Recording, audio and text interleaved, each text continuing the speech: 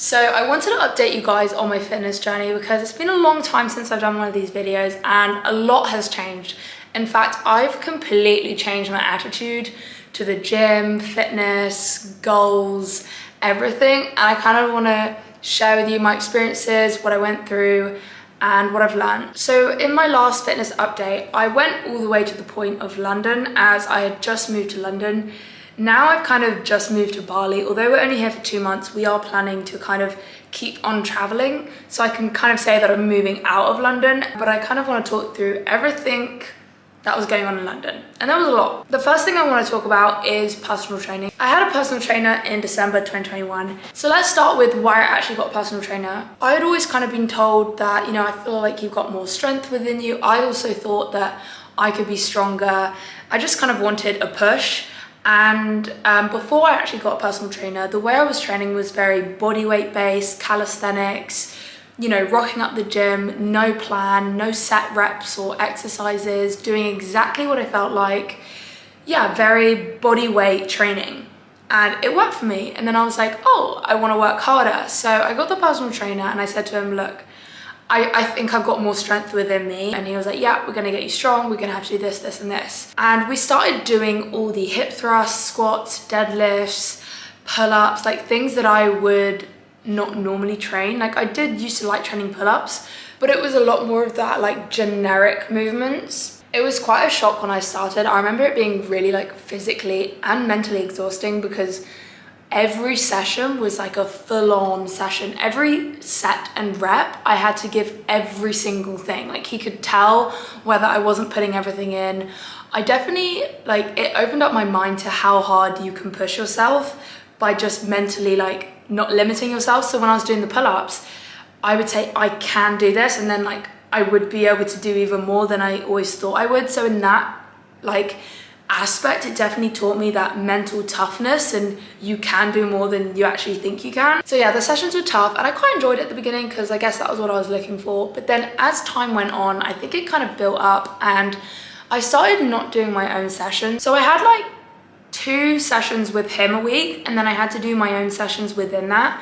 And when I did my own sessions, everything had to be filmed. Every rep, every set, I would have to stand my camera up and film everything just so he could like check form and check I was doing everything. And normally he would reply literally at the same time. So it would be like I had a trainer even when I wasn't training with him. And it just came to a point where like I wasn't enjoying those sessions. So I was like, oh, I'll do more sessions with the personal trainer and just less on my own. So I was like paying more money to do it like 3-4 times a week so I wouldn't have to train myself, because I found it too exhausting because I would beat myself up if I wasn't completely pushing myself to the max. Then after a couple of weeks of stopping my own sessions, I started actually having like mental breakdowns in the gym. And I remember posting some of the videos online of like me just crying in the gym, and I didn't realize at the time, but I was putting way too much pressure on myself outside the gym. In this kind of period of my life, I was very much productivity queen. I was up 6 a.m. working 7 till literally 5, then going to the gym, then coming back, then having dinner, then reading, then meditating, then like full-on productivity. And it was almost like the gym was supposed to be my safe and reset place, but it wasn't that at all. In fact, obviously I went there and I was being trained like so hard and mentally exhausted. And that's probably why I started crying in my sessions, because I would have such a full day and then I'd come to a session, and if I was triggered by anything in my day, whether like I didn't feel like I worked hard enough, or I missed something, or I got something wrong, or a video didn't do well, or anything that affected me in my day life, when I went to the gym, I would break down. But I thought I was breaking down because of other little stuff, but really it was just there was way too much pressure in the gym and out the gym. And basically the gym no longer became a reset. It was not there for mental clarity. It was not there to make me feel good. It was there to train hard so you can have performance goals. I was doing your typical hip thrusts, squats, deadlifts, all that stuff, very, very heavy, like a lot heavier than I would ever go. And it's never really been my thing to go really, really heavy. And that's not because I have any personal opinion of like, oh, that makes me bulky, or oh, that changes my body. It's literally the fact that I don't feel free, and I so much prefer jumping on a squat or doing some bodyweight exercise where I can feel in control, because yeah, also I don't always have the best back, and I found myself having so much back pain in that period. So then moving on, I was still doing these sessions weekly with him, about, I would say 3 times a week now, maybe dropped it to 2. And I started wanting to do some sort of workout or something in between, but I definitely didn't want to go to the gym. So I started doing yoga, and this was honestly like the biggest savior ever. I went to a different studio and did like yoga maybe every day, or maybe like 3 times a week, 4 times a week. It just reminded me of why we move our bodies, and you know, you really embody yourself. You're there for a reset. You're focusing on every tiny movement. You're going with the flow. You're pushing yourself to the amount you can do. You're resetting yourself. And then it became really clear to me when I started doing yoga that the personal training workouts was not what I wanted to do at all, because I was like, how do I feel so great doing something so light and just free? And then I would go to the gym and I would hate working out. Like, I would just be like, this is not what I want to do for my body. I don't feel good. And I did actually say to him like, oh, I want to start doing like less performance stuff. I remember kind of breaking down to him. I was like, I don't really want to do these super crazy intense workouts, all this stuff. And he understood, and he was like, okay, we can do other stuff. But honestly, the vibe wasn't there. I did not feel like a reset. I was relying on someone to take me through a workout, yet I was not happy with any of it. So it was like I was just not happy with the way he was doing it, which is not necessarily his fault, but it just wouldn't work. You can't expect someone to do exactly what you want. So yeah, after this, I kind of slowly took it to a stop, and I just said, look, I want to figure out what I like to do again. And I kind of wanted to absorb everything that he taught me, because he did teach me a lot about handstands and form and all that stuff. So I wanted to almost use that in my own way. Once I ended our sessions, I found it very hard to kind of come back to the gym. In fact, even in the period of like us working together, I would say the last month, I went to the gym probably once or twice a week, and that was only with his sessions. And then obviously after, when I kind of quit, I was probably doing like 1 session a week and really struggling. It was really hard to come back because I didn't trust myself at all on the workouts I was giving myself, because I was like, I've been told for, let's say 5 months or whatever, that maybe it was 3 months, that you have to work extremely hard on every single rep. You have to be exhausted, you have to be tired, you have to be lifting very heavy. It was just all these things. And I was coming up to the gym and I was like, I don't know what I want to do, because what I want to do, I've been told is wrong. So it was a very weird period, and it's taking me probably, I've only just kind of recovered, and that's probably like 4 months now. So you can kind of see how long that took me. I also felt like I wasn't working out properly, because I was like, I know how hard I was working in my other sessions, so surely this isn't a proper workout if I'm doing a light booty session, like a home workout. I just didn't think that like that matched. And then things kind of came to a positive change. I did have a lot of rest, and I had a lot of days off the gym, just kind of resetting myself, taking the pressure completely off working out. I started running with my boyfriend and just doing a few home workouts here and there, and maybe going to the gym now and then as well. And it was until I gave myself that full permission to, you don't have to work out for however many months, was I able to come back and understand what I liked, what I like to do, and how I wanted to train. And I think this is like the message of my video. Train for yourself. It's not for anyone else to say what working out is or what exercise is. I know there is so much science online and so many like PTs and whatever, and it can be quite hard sometimes hearing so much information and being told, oh my gosh, you can't skip because of this, and you can't go on the bike because of that. You should never do so many reps, like you should always do max reps. And it's just like, you get told so much information that you've got like this much room to breathe, and then anything outside of that you feel like you're doing wrong or not the best. And that's why I'm here to say, like, you don't have to follow any rule. The only rule that you should be following is, what do you want to do? If you like tennis, go do tennis.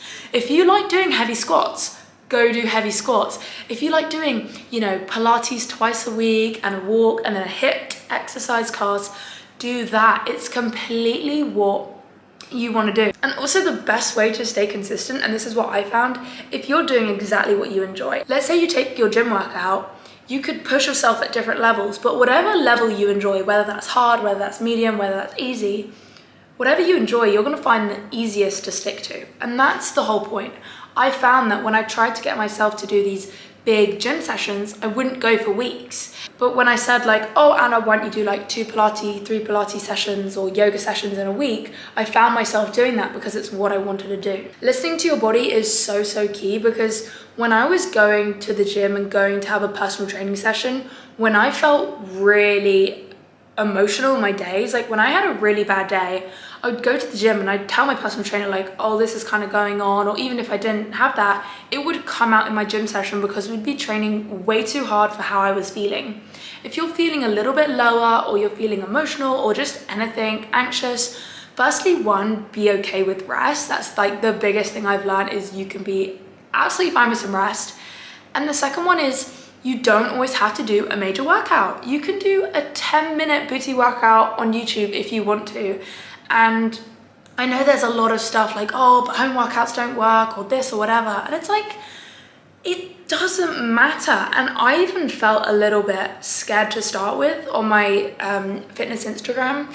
I felt so frowned upon at the fact that I was doing like a home workout when I was supposed to be doing what all the other fitness gym girls are doing when they're lifting heavy, doing all their stuff. I think if there's anything to take away, there's like 3 main components in deciding what you should do and how you should train. 1, do exactly what you enjoy. And if this means taking a break from what you're currently doing so you can kind of reevaluate what you like to do, then do that. But the first one is do what you enjoy, whether that's a hard workout, an easy workout, what type of training, what type of sport. The second one is listen to your body. So that means doing the easy workouts when you feel like it. This will really help you to stay consistent. And the third thing is, it's actually okay to have goals too. So I know a lot of this is like, just do what you enjoy. You don't have to push yourself. But it's actually human nature to have goals, and we actually thrive off having goals. So there's nothing wrong with that. Just make sure that it's something that you align with. So for example, I got into my running. I started in January, so that's about 7 months ago. I did it for like 2 months. I then had my breast reduction, and then I couldn't exercise for quite a bit. I came back and I started running again, probably 2-3 months after my operation. And I'm basically training for the marathon in October, which I'm really excited for, which I've been very lucky to be able to partner with the Mental Health Foundation, which I align with so much because I have struggled with, you know, my mental health a lot. That was depression, eating disorders, and anxiety. I also, the day that I almost announced that I was running for this charity, it'd been 547 days since I reached out for help and started my recovery. So I decided to donate £547. I do actually need £2,000 to be able to do the race in the first place. I'm not sure what we're currently on, but I would absolutely love and appreciate if you've been here for a while, if you can maybe donate £1 or £2. Like, I don't want anything more, but just like a little chip would be amazing, just to, you know, raise awareness and raise some money for a really good cause. Anyways, talking about running, I have really progressed, and that's kind of the fitness update part of this video. And I'm currently running 3 times a week. There is an easy run, a tempo run, and a long run. The easy runs at the moment, for example, are like 7 kilometers. The tempo run is about 5. And then the long run, I know the long run this week is 18 kilometers, which I've never ran. My longest is 15 kilometers, which I did 2 weeks ago. Last week was a deload week. I'm using the app Runner, which actually completely tailors your training to whatever your goal is, whether that's just keeping up, slow progression, a race, anything like that. And I found it so good. You can pick in like how many days you want to train, everything like that. So that's currently what I'm following 3 times a week. But with that, we've also been listening to our body. Like this week, we've only done 2. Last week, we only did 1 or 2. But the weeks before that, we were quite consistent. And this is what I mean when I said having goals is good, because I have the goal of a marathon, but then at the same time, I am enjoying running so much. The consistency is there, because it's not a goal that I have no interest in. Like, I have interest in the marathon, and it's not like I have the goal and I'm not enjoying the running. Like, I'm enjoying and doing them both. So together provides a lovely bit of motivation and consistency to keep on training. In terms of other exercise in my week, before coming to Bali, which was literally a week today, I was training, I think once or twice a week in the gym. These sessions are very body weight. I'll literally do body weight squats. I don't care what people think, you know, doing some body weight lunges, some knee press ups, so like press ups but on your knees, and very light shoulder work as well, because I recently dislocated my shoulder as well. So doing like shoulder exercises, whatever. I've got hairy armpits, whoops. My go-to shoulder exercise is having like 1-2 kg dumbbells and like lifting to the side, do some bicep curls, play around, handstands, hanging. Yeah, so that's what I did kind of in London, and then pretty much the same in Bali, like in terms of when I actually train. But now, since being in Bali, I can't explain to you the vibe over here. It's really inspired me to just fall in love with fitness again, especially after my whole journey of like completely hating the gym and not knowing how to train. The gym that I'm training in here is literally amazing. It feels like a playground. It's outside, so you can kind of like be in the sun or be in the shade. No one cares what you're doing here in Bali. It's such a different vibe compared to London. I know, like when I'm in London, everyone's got their headphones in, they're in their little space. You're all keeping to yourself, yet you're all kind of like judging each other. It's very egotistical. I don't even know, like it's just a lot different. Whereas over here, like you go in barefoot, you're on this like playground area, you're just doing anything. You can do handstands, 5 squats, then a pull-up. No one cares what sets, reps, or anything you're doing. You got people doing boxing, you got people doing gymnastics. It's so fun. I would say though, the running here has been really hard, adjusting to the humidity. Basically, whenever you sweat, normally it dries off if you're in other countries, but the humidity here in Bali is so high that when you sweat, it doesn't dry off because there's so much water in the air, so it stays on you. So you just are dripping. It feels like you're working out in a sauna. It's honestly so hard. I don't know what it is, but we did a 7 kilometer today and it was so hard. It was harder than any 15 kilometer I've ever done in England. Like it was impossible. I don't know how we're gonna do 18 kilometers in 2 days.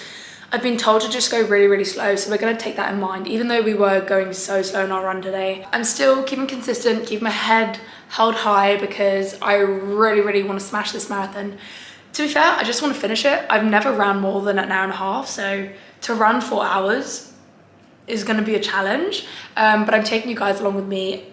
Basically, any video from now on is probably going to be a Bali vlog, and that's going to include my training, literally everything in my workout, my running updates, everything. So I'm going to keep you guys very on track with what I'm doing. Over here, they also have some really great classes, like HIIT classes, functional fitness, and I've also found a lovely yoga place. So I can actually show you my timetable. I made a little workout timetable. Isn't this cute? I haven't completely finished it yet, but it's basically not just a workout timetable, but like a work and beach and when I watch my sunsets. Yes, I'm being that organized. Anyways, basically pretty much every day there's one sort of, I'm gonna call it movement, that's what I like to call it. There is a rest day on Saturday. So I've either got a run, so that's 3 times a week, and then the other 3 times a week is either a HIIT class or functional fitness, which are both more in the aerobic zone.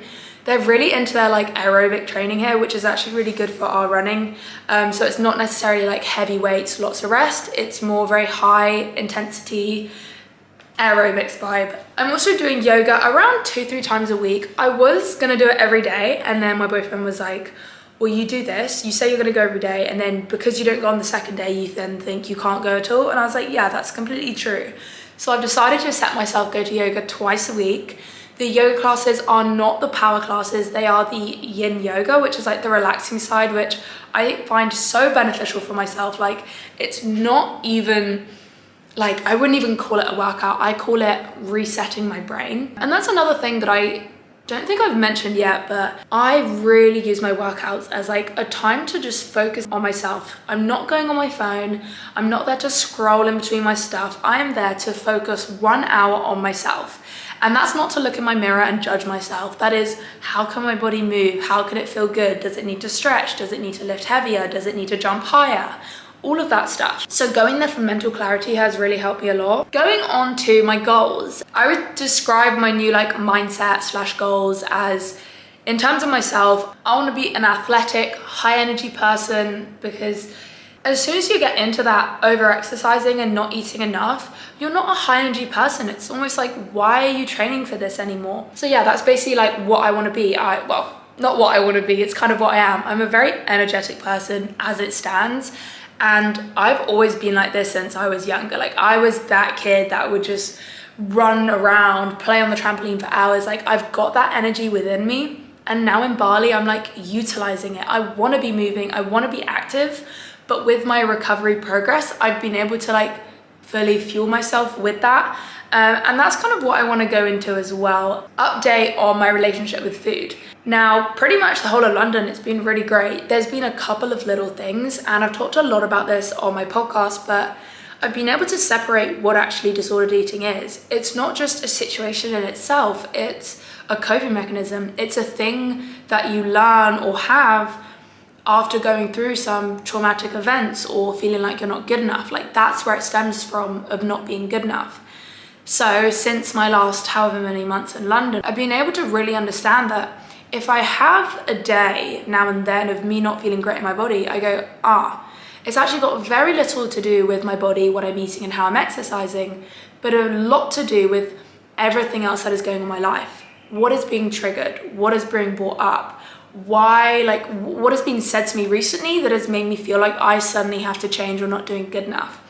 And honestly, when you start noticing this, it's crazy. I could get an email in the morning about maybe, something about work not doing as good. And then later on that day, I'll start getting some like slight body dysmorphia and it'll be like, So instead of restricting my eating and over-exercising as a fact that I've started seeing my body slightly bigger for a couple of hours or something, I just acknowledge it that it's something completely different. Another thing that I want to mention is recovery times are completely different to everyone. Some people take they'll take their lifetime. Everyone is different. And I say this because I get always a lot of messages that, I started recovery like the same time as you, whatever, which I think is great. But like, don't compare yourself to our recovery times. With me being completely honest, I have put in the work. I have had therapy, like really, I'm gonna say good therapy, like quality therapy, not just a little bit of therapy, but I've been going into my past. I have been digging. I've had months, weeks crying. I've done everything. Like I've been working on myself so hard, I think on like exponential speed, which is why I can say it's been a year and a half since I spoke out that I had bulimia, that I've been able to make such incredible progress. Like I can say that for myself, and I think that's what helps me also when I sometimes get comments online, which is very rare. Like I have a very supportive community, which I love you all for that, but sometimes I'll get a comment like, you're not supposed to do that or whatever, and because I know that I am being as authentic to myself, and authentic means like completely being me, I've also know that I've got no behind thoughts and no behind like, I'm working out to like lose weight right now, or I'm gonna eat this so I can like have less food and have less calories. Because I don't have those behind thoughts and I know that myself, I can not even defend myself, but I can just be like, I know to myself that I'm not in that position anymore. And I can totally understand if some situations may bring up stuff in people, like that is totally normal because we're all recovering at different speeds. A girl over here recovering from one thing, she might trigger a girl over here, yet that girl's not triggered by that girl. Like it's so different. And I feel like as long as I'm being true to myself, like that is the main aim. I remember going to my therapist the other day and I was like, a girl commented on my Instagram that I shouldn't be doing like a running class after a HIIT class, even though I was literally dragged into this HIIT class. Like I finished a run and then I was dragged into a HIIT class and I was literally dying. There was no like ulterior motive that I wanted to burn more calories or whatever. Like it was just the situation happened. And she was like, Anna, you know yourself what happened. You know yourself that even if you chose to do that, you did it because you just wanted to challenge yourself. And because of that, you're allowed to share online or you're allowed to do it. In fact, I found the last year that my people-pleasing habits came in more. I didn't even want to post a salad if I ate a salad because I wanted to people-please that much. I didn't want to trigger anyone on my accounts. I didn't want anyone to feel like I was doing something bad. But that wasn't being authentic to myself. And that's what I've learned. And by hearing that from my therapist of saying like, if you know you're doing okay, and you're doing well and you're doing things in a right headspace, you're okay, like it's fine. And I think as long as there's like an explanation around it or something, I think it's all good. But I guess just for you guys to know, like, I am being completely 100% honest always on here, especially on my podcast. If you guys haven't listened to it yet, I go into a lot of different topics and just my thoughts and experiences on everything. And basically like what I learned in therapy, I just kind of like puke it out on my podcast. The last tiny thing that I want to go into that I've learned in the last couple of months is about your period. Now, I gained my period like a year ago, but going on to what I've learned about actually how you should train within your period. So we have like different phases of our period, and I can never understand what luteal or whatever these phases are called. Like, I literally always forget. But one thing is to know there's different stages of how you should train, and when you know this, you can give yourself more compassion. One week you might have loads of motivation to do a hard, high intensity workout, and then a week later you're like, I literally can't roll out of bed, I can't do anything. I read a book called Raw, which has different things. Like, there's quite a bit on eating, but there's also, I think the exercise part is the most important part. Like, I wouldn't get too stuck on the eating stuff. As I said at the beginning of the video, there's always going to be an optimal way to do things, but you don't always have to follow that. So just pick out what kind of works for you. But basically, by either reading the book or doing some of your own research, you might realize that, oh, it's kind of best if I program my training in line with my period. And if you don't have your period, please go get that checked out by someone more specialist. And yeah, that's kind of all. I hope you guys enjoyed this video. I kind of just wanted to share my thoughts, my mindset around fitness, around exercise, and I really want you guys to just do exactly what you want to do. There will always be fitness trends flying around, but you're the only thing that stays consistent. So if you like doing ballet, go do ballet. If you like doing bodyweight squats and calisthenics, if you love doing handstands, whatever. And just before I go, I want to share with you my absolute favorite quote / mindset, and that is, don't live your lifestyle around a specific body that you want. So don't go, okay, I want to lose weight and look like this, so I'm going to go on a morning walk, I'm going to go on a workout, and I'm going to do this, and I'm going to do this so I can look like that. Because you will find that you will lose so many days, months, years focusing on that body, when you'll actually find that when you do get to that body, you might not be as happy as you thought. But the better way to be is decide what you want your lifestyle to be like. So for me personally, I want to get up and I want to go on a morning beach walk, and I want to do some movement in my day because it makes me feel great. I want to sit down and I want to do some work so I can progress within my work career. I want to do meditation, I want to do yoga to make me feel great. So with the lifestyle, I can then live that lifestyle, and my body can be whatever the product is. It doesn't matter what my body looks like, because I am living the lifestyle that I want to live. So I hope you guys enjoyed this video. I'm gonna leave you there. Feel free to check out my podcast or my Instagram, and I'm also on TikTok. But yeah, I'm now gonna chillax, go watch sunset, and I hope you guys have a lovely day. Bye.